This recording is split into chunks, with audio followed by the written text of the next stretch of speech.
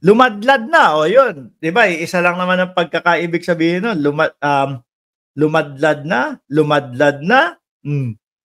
Nagpakita na sa taong bayan. O, eto nga po si Attorney Harry Roque. Para magparusa. Oh, ayan. Medyo stress na po, ha. Sabi ni J. Oleb, napasubo, kaya lumantad na. Ano ba yung linagay natin doon? Ayan, o. Harry Roque, naglantad na. O, inilantad na yung kanyang sarili. Yan ang ibig sabihin natin, mga bossing, ha? O, alam ba ng mga batang yun? Ang katotohanan, hindi ho natin alam. Sabi ni J. Oleb, nabasa ko na ba to? Napasubo na, kaya lumantad na. O, game. Magandang araw sa inyong lahat, ha? Siyempre. Sa amin po, magandang araw. Pero yung pagkakaiba po ng mukha ninyo, mukhang pansin na po namin, attorney, na mukhang stress na po kayo. Nako, attorney, wag po kayong papastress. No? Kayo po, mga nanonood dyan, mga kababayan, iwasan po natin ang stress. Kung makikita nyo po yung sitwasyon ni Doc Willie Ong, mga kababayan, ako po naniniwala ako na talagang yung sinasabi niya galing po sa stress. No? Nakakaawa yung sitwasyon po ni Doc Willie. Pero tumuloy ho tayo dito kay Attorney Harry Roque, no? Napansin ko habang nagsasalita si Attorney Harry Roque, ang background niya na po kulay puti na lang. Bahala kayo kung saan yung kulay puti na yan. So ibig sabihin ho, mga kababayan, ayaw niyang ipaalam kung nasaan ang kanyang lokasyon niyan, di ba? Ganyan lang naman yun Narito na naman tayo sa Spokes Hour. Ay siguro alam niyo na po, no? Pinaaresto na naman ako ng Kongreso. Oo, alam po namin yun. Tapos kayo po nagtatago. alam po namin na pinapaaresto po kayo ng Kongreso at alam din po namin na ayaw niyong lumitaw. Ganyan po yung style ni Kibuloy, mga kababayan. Di ba? Nung simula na ipaaresto po, no, ng Senado, nagtago na po. Tapos, ang style na lang po niya, mga kababayan, paano-ano na lang po, pa-recording na lang po nung kanyang boses with matching iyak. Ito naman po, si Attorney Harry Roque, dito magpapaliwanag. Bakit ayaw magpaliwanag doon sa Kongreso? Tuloy. Alam niyo naman, dati na nila talagang plano yan. Ang totoo po niyan, kaya ako pinupuruhan ng Kongreso dahil ako daw ang pinaghihinalaan ni Speaker. Na ako... Walang ganoon! Dinamay na naman po si Speaker Romualdez, mga kababayan. Kaya tuloy-tuloy ang investigasyon sa iyo dahil yung mga sinasagot mo din at yung mga nakikita sa iyo, attorney, tumutugma doon sa kanilang investigasyon. Kaya patuloy lang yan. Daw ang nagkalat noong pulboronic video na ibinroadcast ni Maharlika. Parang totoo. Di mo ba? Parang totoo. Pero ang hindi totoo, hindi yun yung dahilan, no? Kaya siya iniimbestigahan po, mga bossing. Hindi yun yung dahilan na dahil siya yung nagpakalat ng video ni dating Pangulong Marcos na kesyo daw gumagamit, nahalata naman ng taong bayan na walang katotohanan no? Hindi ho yun yung dahilan. Ang dahilan nagtutugma po yung kanilang mga investigasyon doon sa inyong mga isinasagot. Alam niyo po, that's giving me too much credit. Kasi syempre, yung makaka-access lang ng pulboronic video, yung nakakalapit yung presidente. Hindi naman... Maputol kita dyan. Kayo lang ang naniwala dyan.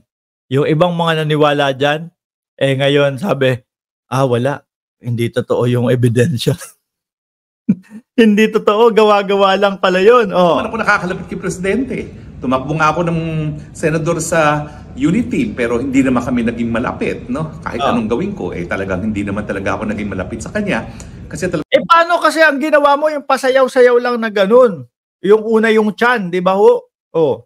Hindi naman yun makakapaglapit sa presidente. At kahit na po malapit kayo sa presidente, kung meron kayong mga ginawang kalokohan nung panahon na kayo ay nasa katungkulan, mauusisa pa din po yan. No? Kumbaga, hahalughugin pa din po yan. kailangan pagbayaran. Oh. Topless video, tsaka rampa video. Oh, sabi ni Choran Animates. Wala nang pangbanat si Roque kay PBBM. Hanggang parang may distansya siya kapag bagong tao, no? Yun yung akin na-discover. Kaya nag-give up na rin ako. Nasabi ko, di wag. Siguro ramdam na din po ng ating Pangulo. Nako, eto si Roque, kaya dumidikit sa akin ito. Merong mga ganitong mga ginawa to. No? Mukhang mapapasok ito doon sa Pogo. Tama lang din po, mga kababayan, na talagang dumistansya ang ating Pangulo. Siguro, umpisa pa lang po, naaamoy niya na yan. Di ba? Pero anyway, kaya po talaga sa mulat mula, pinupuruhan nila ako. Now, alam ko naman ho bilang abogado na may kapangyarihan ng Kongreso na mag-cite in contempt. Pero alam nyo ba ho, kaya meron silang ganyang kapangyarihan, hindi po para magparusa. Wala pong kapangyarihan ng Kongreso na mag-contempt para magparusa. Ang kanyang kapangyarihan na mag-contempt ay para lang maprotektahan yung institusyon. So, unang-una po, kasi ayaw mong sabihin tapos yung pinangako mo na mga papeles na dadalhin mo, wala na, hindi mo na dinala. Diba? Ipinangako mo yun. Kung hindi ka nangako, di walang ganun. Walang hahagilapin sa'yo. Hindi dapat ginagamit ang contempt pagpaparusa. Ako nga po, pinaparusahan ako dahil ako nga daw di umano yung source ng pulboronic video na hindi naman ako, no? Saan yun? Uy, nanonood kami ng mga hearing. Pinapanood ng taong bayan yung Quadcom. Hindi naman na hindi naman nababanggit na kesyo ikaw yung nagpalabas. At saka walang naniniwala doon sa pulboronic video mo, no? Kaya lang pwede kang makasuhan doon. Pwede kang makasuhan doon kasi sa iyo naman talaga unang lumabas. Dalawa po. Bagamat meron silang ganyang kapangyarihan, sinabi na po ng Korte Suprema. Merong limitasyon po yan. Ano mo yung limitasyon na yan? Unang-una, dapat yan po ay may kinalaman sa investigasyon. Pangalawa, dapat rin nirespeto ang karapatan ng mga resource persons. Nire-respeto. Pinakamarespeto nga yung mga kongresista natin dun Di ba? Yung kay Benny Abante naman po medyo lang. Nadulas lang po siya dun sa Women's Correctional. Nadulas lang. Kumbaga, nagkamali lang. Humingi naman ng tawad Pinakamarespeto yung Quadcom. Dahil nung kayo, meron ka pang sinasabing, nasalat mo ba? Yung kayo, yung nakaupo doon, madugo yung mga tanong ninyo. Eto, marespeto po, maayos. Now, anong kinalaman po ng aking Statement of Assets, Liabilities, and Net Worth sa POGO? Ilabas mo, tapos dalin mo doon sa Kongreso. Diyan natin malalaman kung ano ang kinalaman nun. Ganun yon. Pero ngayon, hindi pa namin alam. Pero kapag inilabas mo na, at doon na na-imbestigahan yan, saka namin malalaman. Di ba? Kaso, dahil nga siguro naiisip mo, nako, mayayari ako nito kapag pinaglalabas ko na itong mga dokumento na hinihiling nila na ipinangako ko. Wag na lang. Tago na. Sir, ba't ayaw mo lumabas? Sir, ba't ayaw mo lumabas? Ayaw mong ipaliwanag. Kala ko ba matalino, magaling? Di dapat lahat sila soplak mo dun. Lalo na kapag totoo yung sinasabi mo. Ganyan yan mga bossing Kahit 10 pa, 17 pa yung magtanong sa iyo, basta alam mo na totoo yung sinasabi mo at nasa katotohanan ka, kaya mong durugin yung mga yan. Bakit po piniling magtago? No? Sabi ni Ma'am Kawamura Dayanara, nagtago, meaning guilty. Di ba po, ang iniimbestigahan POGO? Anong kinalaman ng aking mga income tax return sa POGO? Anong kinalaman ng bentahan ng pamilya ko ng lupa sa POGO? Kasi daw, sir, yung kayamanan mo daw, from 2016 to 2022, biglang bloat daw po. Biglang laki daw po agad. Sir, yun. Kaya gustong makita yung mga yun. Anong kinalaman ng estate ng aking tiya sa POGO? Wala po. Ang katotohanan. Baka gustong malaman kung talagang doon galing yung pera. Yung pag-bloat ng pera mo. Yun.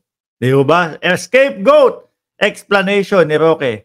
Nag-e-explain na din po, mga kababayan. Ba't hindi pa pumunta o mag-explain doon sa Kongreso? At least, di ba? Lumantad siya. Hindi iisipin ng taong bayan na Guilty yan eh, kaya nagtatago yan eh. Wala silang mahanap na link sa akin sa Pogo. Dahil sinabi na nga ni Cassie Ong na Ano wala?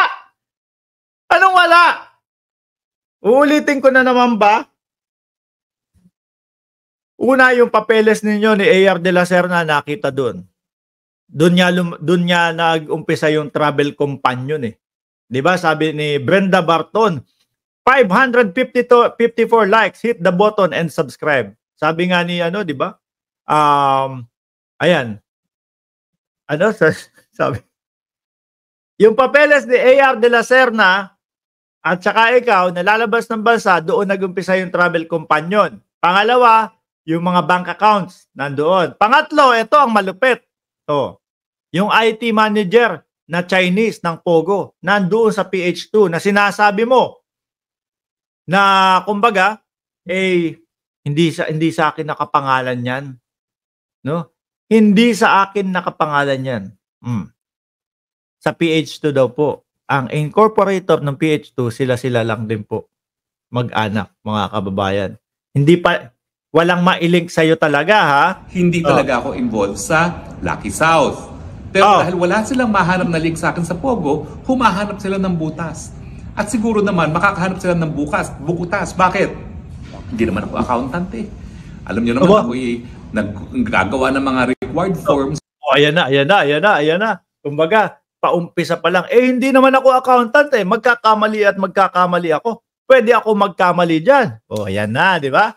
Palusot na. Pero hindi naman ako talaga eksakto gumawa ng mga exact forms. So sa akin, kung ang gusto nilang patunayan meron akong unexplained wealth, bakit hindi na lang sila magsampa ng kaso? At alam niyo po, naging desisyon na yan ng Korte Suprema doon sa kaso nga ng Begzon versus Blue Ribbon Committee. Mahaba-haba ho ito.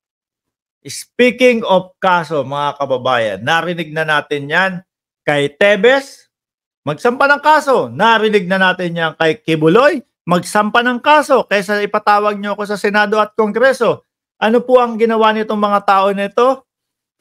Pagkasampa po ng kaso, ayun, tumakas na po. Mga nagtago na po, mga kababayan. Tapos ngayon, maririnig natin kay Atty. Harry Roque, magsampa ng kaso. Baka matuluyan na po ito, mga kababayan, na magtago at hindi humarap po, mga bossing. Baka may bunker ka din dyan, ha? Sabi ni Just Vincent F. Baka matuluyan na po itong mga magtago, mga kababayan. Ha? Tingin nyo po, lilitaw pa to sa Kongreso o hindi na? Hihintayin ito na mapalitan ng presidente bago lumabas? Tingin ko po ganun yung estilo na gagawin, ano? Mga kababayan, mukhang malabong lumabas po eh. Pero, syempre, ang sabi po ng Quadcom, pati PNP, pati ang ating mga kapulisan, sasali na sa paghahanap sa iyo, sir. Ayan, i-update ko na lang po kayo sa mga susunod na mangyayari dyan.